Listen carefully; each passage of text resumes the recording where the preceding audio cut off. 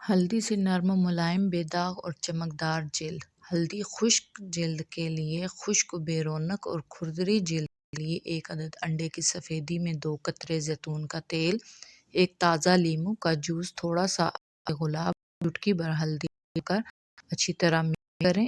Mixture چہرے، گردن، کونیوں، گھٹنوں پر لگائیں اور خشک ہونے پر نیم گرم پانی سے دھو لیں۔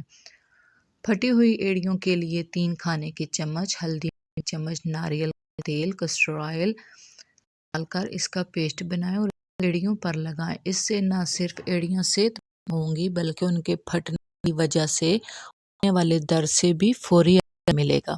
اس نسخے کو اس وقت تک استعمال کریں جب تک ایڑیاں چہرے نہ آ جائیں۔ تھوڑے سے سندل پاؤڈر اور چٹکی بھر ہلدی اور چند قطرے پکانے سے تیل شامل کر کے اس کا پیسٹ بنائیں۔ اب اس پیسٹ کو چہرے پر لگائیں اور تقریباً 15-20 منٹ کے بعد تھوڑے پانی سے منہ دھو لیں۔ چہرے پر بلا کی چمک پیدا ہو جائے گی۔